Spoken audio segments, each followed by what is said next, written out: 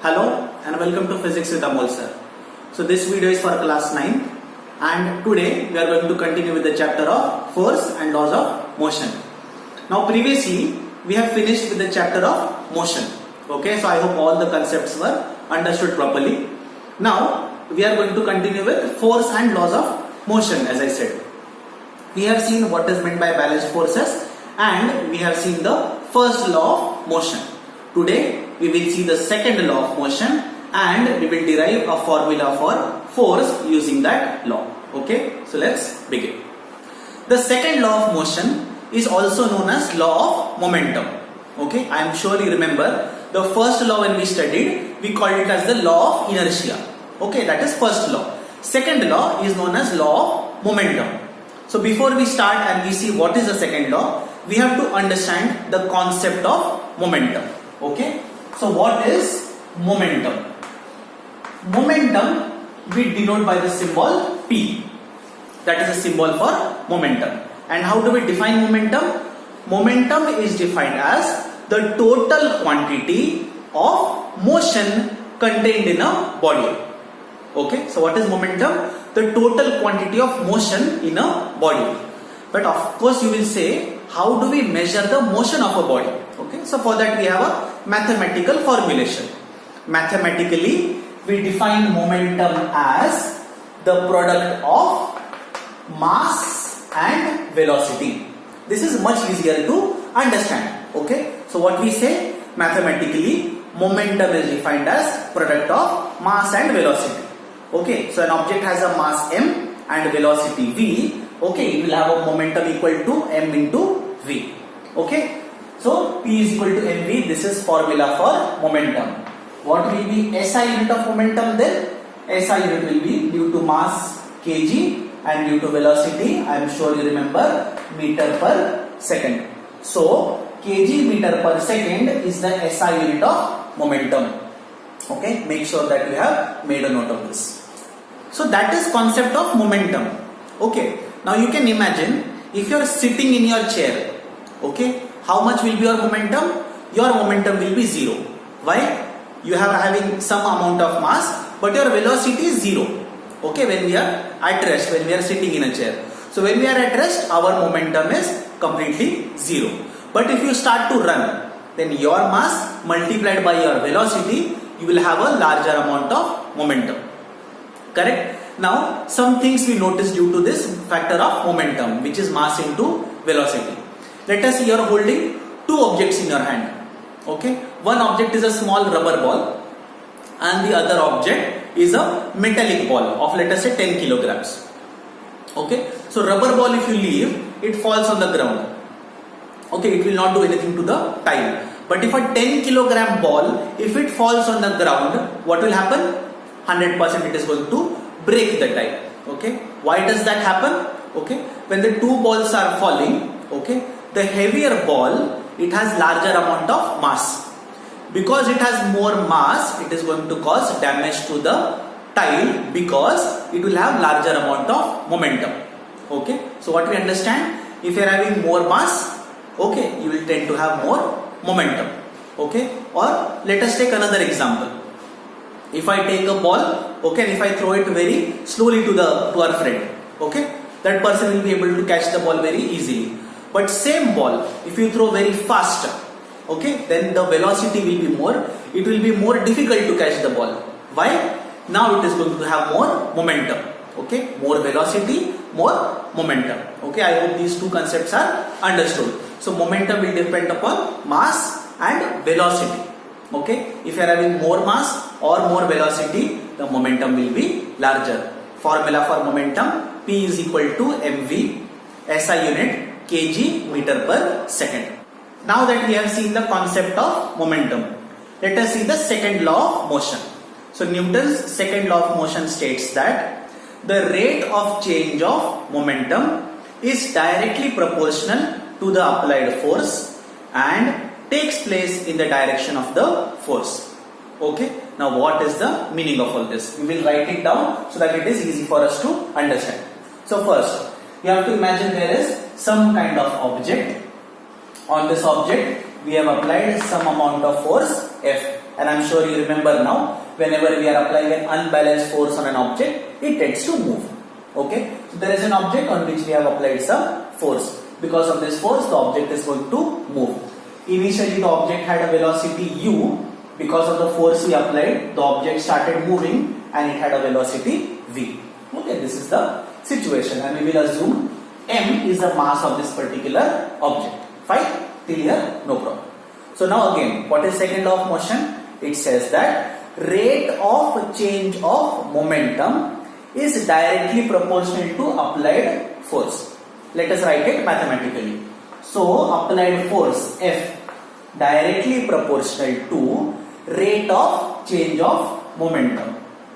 So rate of change of momentum. Momentum I will denote by the symbol P. Now what we mean by rate of change of momentum? Remember, whenever there is the word rate, it will signify that that particular quantity is divided by the time.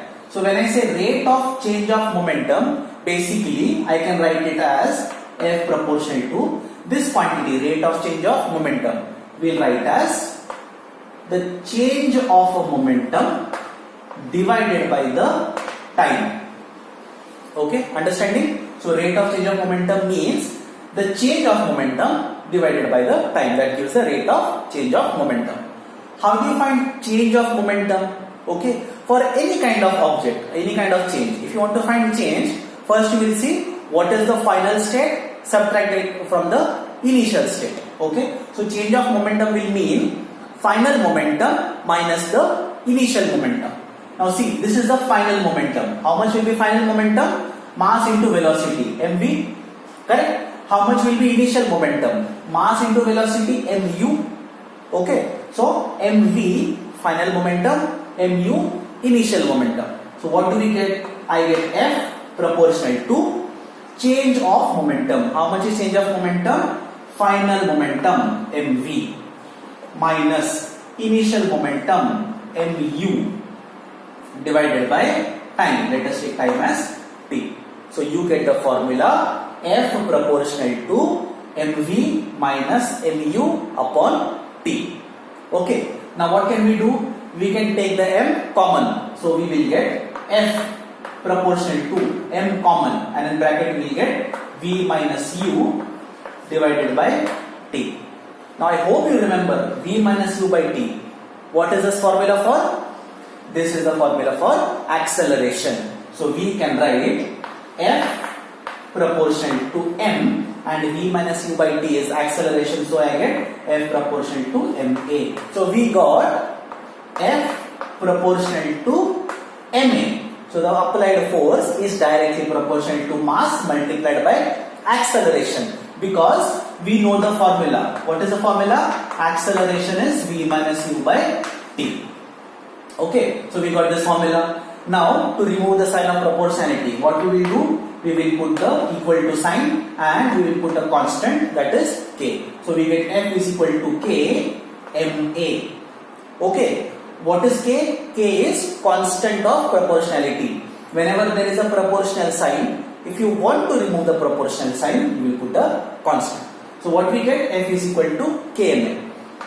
But we have found that this k is equal to 1. Therefore, the formula becomes F is equal to ma. This is the formula for force. So force I can define as product of mass and acceleration. So this is the derivation of formula for force using the second law of motion. Okay, a very important formula, because this formula will help us to understand the concept of force.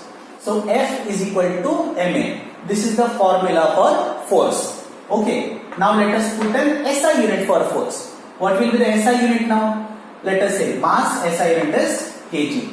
SI unit for acceleration, meter per second square. Okay, so we say SI unit of force is kg meter per second square. But we don't use such a big unit. Okay, what we do, instead of using kg meter per second square, we call this as Newton.